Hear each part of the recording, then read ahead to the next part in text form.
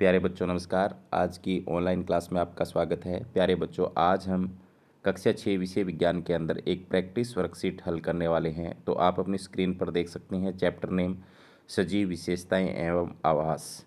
तो वीडियो शुरू करने से पहले जो बच्चे चैनल पर नए हैं या जिन बच्चों ने अभी तक चैनल को सब्सक्राइब नहीं किया, सब्सक्राइब कर लें, लाइक कर दें, अपने साथियों को शेयर कर दें।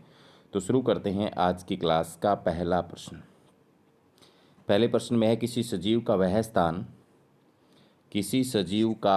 स्थान जिसमें वह रहता है क्या कहलाता है। तो प्यारे बच्चों, किसी सजीव का अनुकूलन कहलाता है, आवास कहलाता है, घटक कहलाता है, ये उपरोक्त सभी।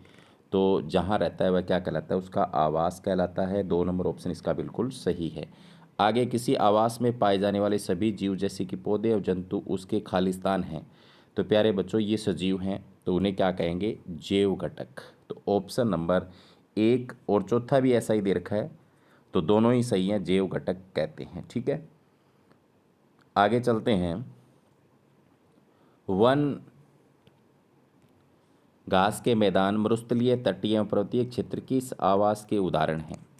जलीय आवास के, स्थलीय आवास के, क और ख दोनों इसमें से कोई नहीं।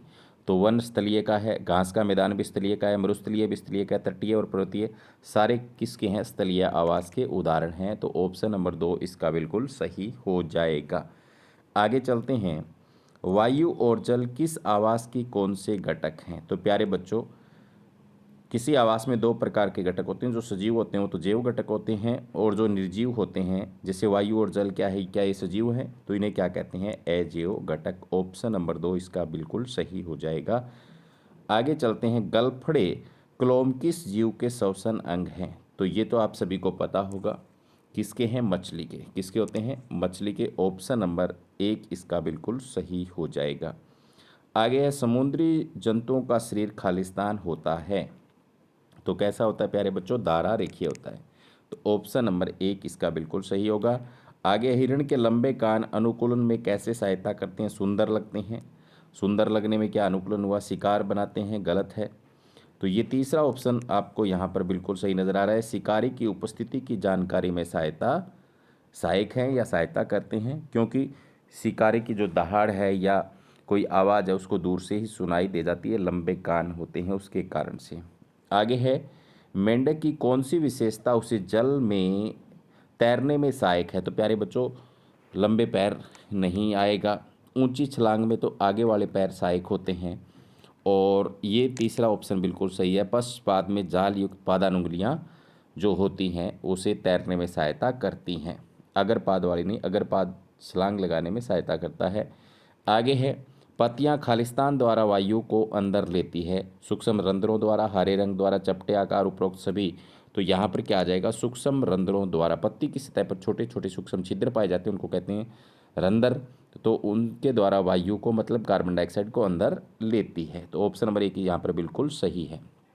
आगे है, सजीव किस प्रक्रिया द्वारा अपने समान अनेक संतान उत्पन्न करते हैं। तो अपने समान संतान उत्पन्न करने को क्या कहा जाता है प्यारे बच्चों, प्रजनन या जनन कहा जाता है। ऑप्शन नंबर 4 इसका बिल्कुल सही है। आगे चलते हैं। इसके बाद में, अनुकूलन क्या है, यह क्यों आवश्यक है। तो प्यारे बच्चों, अनुकूलन क्या है, जिन विशिष्ट संरचना अथवा स्वभाव की उपस्थिति किसी पौधे अथवा जंतु को उसके परिवेश में रहने योग्य बनाती है, अनुकूलन कहते हैं। तो सहायता कैसे क्यों आवश्यक है, क्योंकि वो उस परिवेश में रह सके। तो कोई भी सजीव जो होता है या कोई भी पौधा होता है, उसका विशिष्ट संरचना या स्वभाव होता है जिसके कारण से वह उस पर आवास में रह सकता है, उसे अनुकूलन कहते हैं। तो बोल के मैंने आपको बता दिया है, लिखने में टाइम लगेगा तो ये आप खुद कर लेना। आगे है, इसके बाद में, क्या सभी सजीव गति करते हैं, उदाहरण देकर समझाइए। तो प्यारे बच्चों, हाँ, बिल्कुल सभी सजीव गति करते हैं।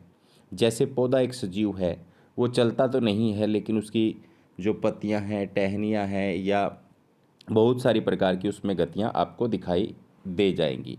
तो पौधों द्वारा उद्दीपन के प्रति अनुक्रिया कैसे दर्शाई जाती है। तो प्यारे बच्चों, पौधे भी क्या होते हैं, उद्दीपन के प्रति अनुक्रिया दिखाते हैं। जैसे पौधे को अगर हम अंधेरे कमरे के अंदर रख दें और खिड़की के पास रखते हैं, तो खिड़की की तरफ से अगर धूप आ रही है तो उस प्रकाश की ओर पौधा है जो मुड़ जाता है, वो भी क्या है, उद्दीपन के प्रति अनुक्रिया ही है। सूरजमुखी का पौधा देख लो आप, उसका जो फूल होता है वो सूर्य के प्रकाश की तरफ मुड़ता रहता है।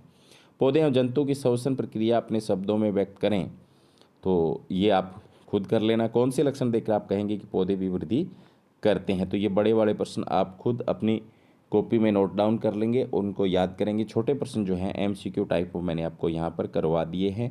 तो ये एक वर्कशीट है, ये आप इन 5 प्रश्नों को पॉज करके वीडियो को नोट कर लेना।